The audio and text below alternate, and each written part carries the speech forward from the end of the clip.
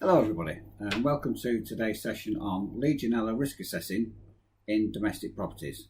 My name is Jerry Whiteley, Technical Manager at the Chartered Institute for Heating and Engineering. So let's start out with why. Why? Because if you look at the first slide here, you can see that the Legionnaire's disease is actually on the increase. Just the other month there was an incident in the West Bromwich area being reported where someone contracted the disease. This is getting more and more common from plumbing systems, and this is where things need more and more awareness of that taking place. However, from a perspective with regards to enforcement in domestic dwellings, there isn't actually a legal requirement within that area. But if you are a landlord or a letting agent, then there is, because under the HSE guidance of your duty of care, you have to have your premises checked and made sure there are records kept that the water, the systems within are actually fit for purpose and the water's fit for human consumption. So you have a legal duty if you're a landlord and a letting agent. So let's take a look at who's responsible then with regards to taking out for the risk assessment. This can actually be done by the landlord or the letting agent.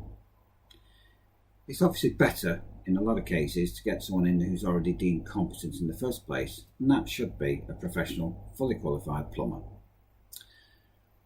With regards to the next steps for the landlord, why has it come into a legal stance for the landlord? It comes out of the extracts of the Health and Safety Guidance 274 Part 2 under the Health and Safety at Work Act for your duty of care to those in the premises.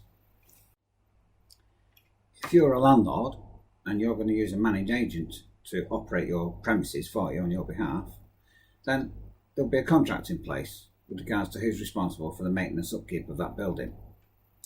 If, however, there is no contract in place on that party, it still will then therefore fall into the responsibility of the owner of the premises.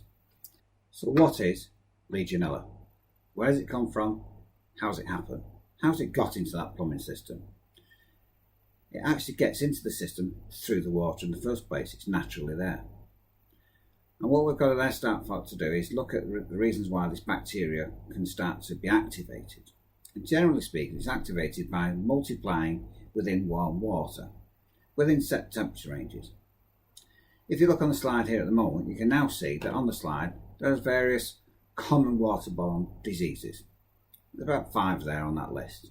If you look at the bottom one, SARS. Well, here we are in the COVID-19, which is a SARS-related disease, and likewise with this Legionnaire's, it's a very similar activity. Further down, we can start to see then with regards to the influences of water temperatures.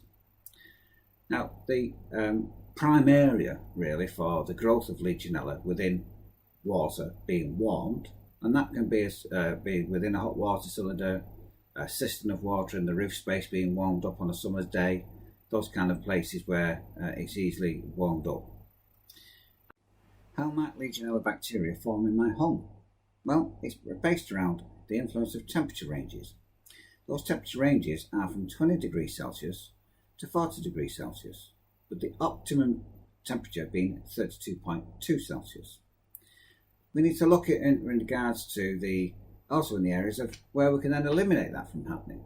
So when we heat hot water up, for instance at 70 degrees C, we could pasteurize hot water and instantly kill off the bacteria. The safe storage, of course, is where it's 60 degrees C, which is our common areas.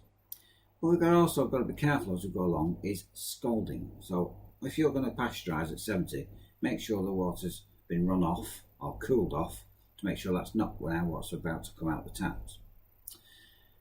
As we lower the temperature, as you can see, it takes longer for that temperature to kill off the bacteria. So for instance, if we're down to 55 degrees C, it can take up to 19 minutes for that Legionella bacteria to be killed off. And so forth. The lower the temperature you go, the worse it becomes and the longer it becomes. To use hot water systems as an example, with regards to how we can heat that water up and make sure it stays safe, we tend to store hot water at around about 60 degrees C. Therefore, within that period, there's a time period of around about 7 minutes that will then kill off the bacteria. The lower the temperature, the longer the time it takes, and therefore the closer you get into the parameters. So if it's a 50 degrees C, you're looking at about an hour or so for that to be able to kill off the bacteria. The higher the temperature, then the more risk of scalding, of course, which we don't want, but it can be done as a flushing through method to kill off the bacteria, heat it up quickly and kill it off. And that tends to pasteurize the water and do away with the Legionella if you go through that process. So what are the things I should be looking out for within my property? Well, I should be checking the hot and cold water systems. I should be making sure that the cold water storage system is insulated, it's got a lid on top, and checking to look inside, especially if it's obviously not got a lid, to make sure that there's no biofilm on the inside of the cistern, on the water, no dead birds have fell in there, and generally any build-up of limescale, things like that, that's clinkering onto the edge of the cistern.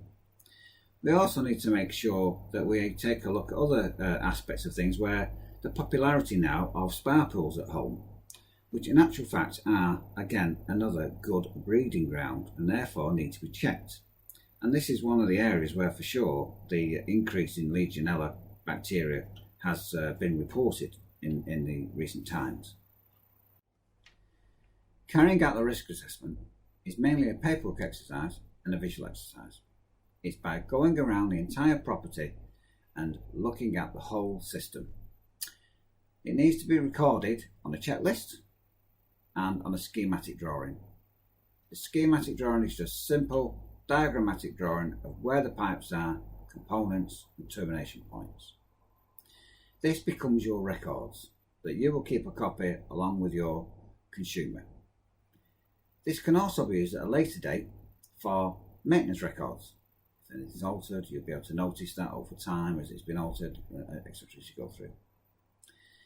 That just about wraps things up. However, one last thing. The Chartered Institute of Plumbing, Heating and Engineering have produced a booklet. And this booklet you can purchase directly from our website for helping you with risk assessing in domestic dwellings. Thank you very much.